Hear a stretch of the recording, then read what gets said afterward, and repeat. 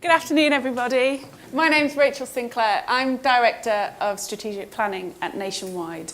And as part of that role, I'm privileged to be leading the Open Banking for Good initiative on behalf of the Inclusive Economy Partnership and, of course, on behalf of Nationwide. So this is the unique opportunity. This is the moment when we are bringing Nationwide, so as a mutual organisation, together with commercial organisations, agencies, charities, learning institutions, and with fintech together. And we're together focused on a singular purpose. And that purpose that we've created is about finding and scaling solutions that are going to improve the lives of those who are financially squeezed. But of course, we can't do this without yourselves. So we need your ideas and solutions, as Joe said on the film there.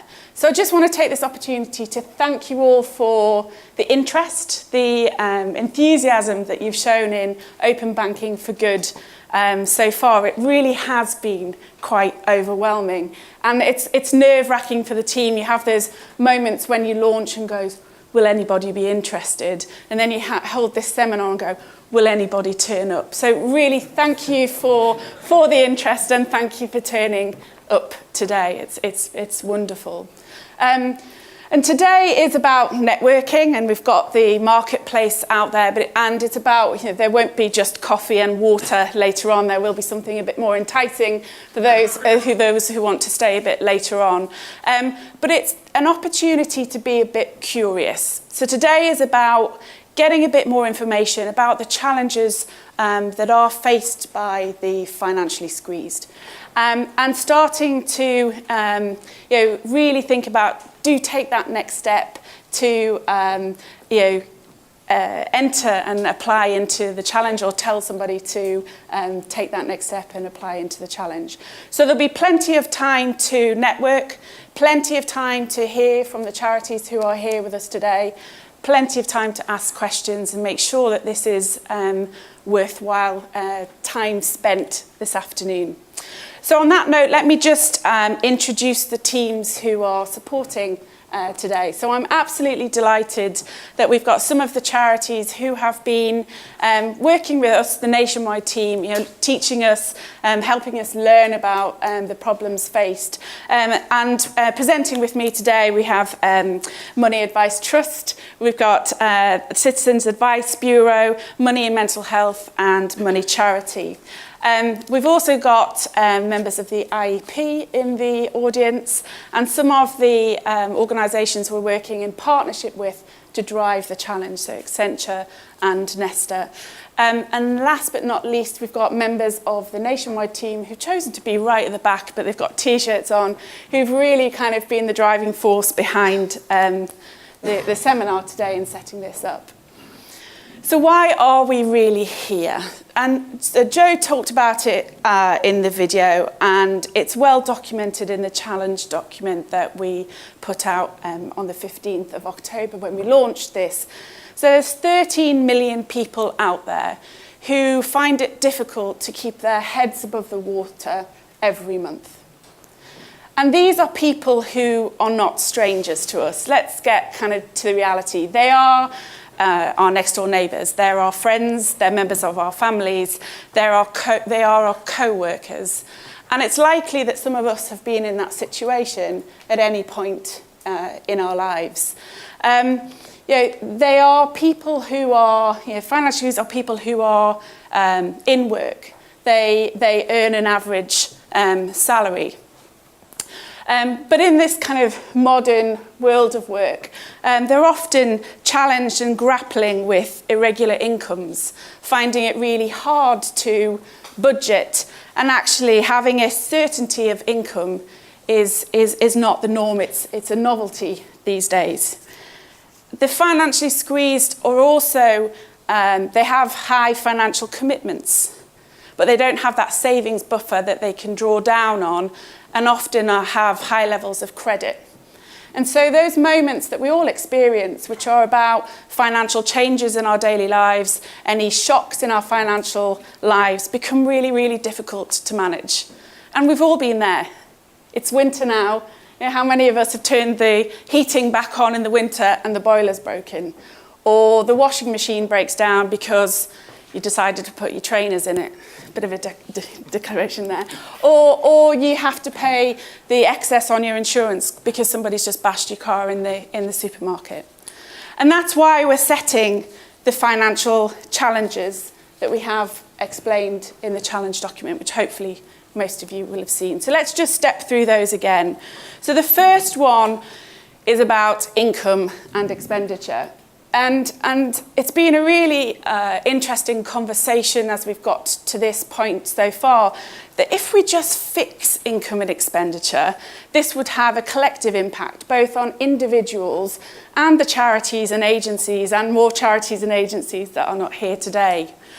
Because the first thing you need to do when you onboard into a debt agency or some other service, or just when you're sitting down and trying to set your family budget beyond the today, you have to look at, well, what are my incomings, what are my outgoings? And we've all been there and done that as well. And you have to get your statements, your information. It's manual. It's a difficult thing to do, and you have to trust that you've got the right data, and you have to be motivated that you're going to be realistic with that data. And the phrase that's been shared with me is that people really feel a fatigue with income and expenditure.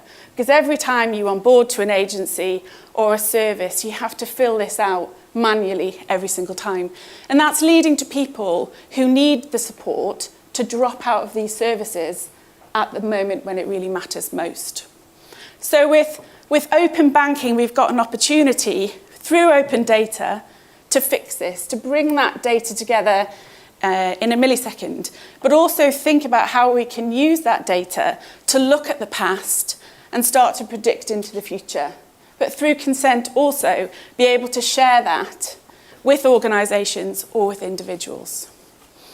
The second challenge was all about income smoothing. So really thinking about those people who are working in the gig economy, those people who are self-employed or in benefits in work, how can we really help them with those fluctuations in income that they experience? We estimate it nationwide that we've got about 10,000, I think it's about 10,000 people who work in the gig economy today. And we know that's only ever going to trend upwards. And within that gig economy, we know that the gig drivers, trendy terms, they're 3 times more likely to be at the top level of their credit. So how can we find solutions? How can we find tools that help these people budget better?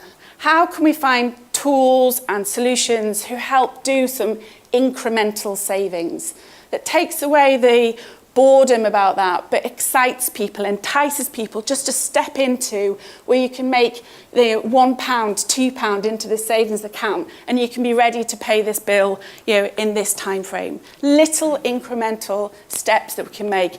And also, how can we get lower cost of credit solutions for those moments when we know through the data and the trends that are there, when there's income dips that we need to sort through. And the third one is about money management. And this is the one, actually, for me, it's a bit of a catch-all, but it's quite exciting for me in terms of how can we help people practice and embed the financial habits that improve those lives.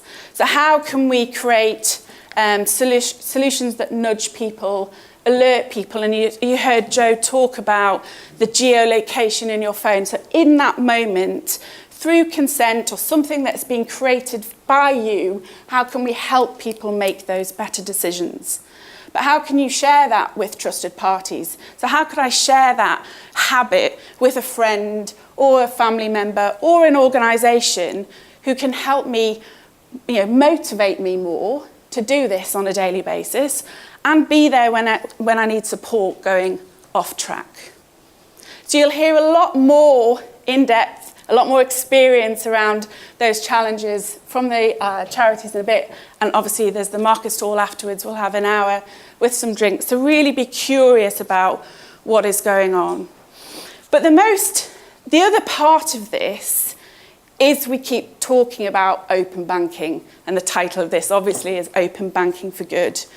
And what really fueled the idea, and Joe mentioned it again, is the belief that we have as Nationwide, and me personally, that open banking does have an opportunity to transform not only the financial services sector that we are part of, but the daily lives of everyone financially.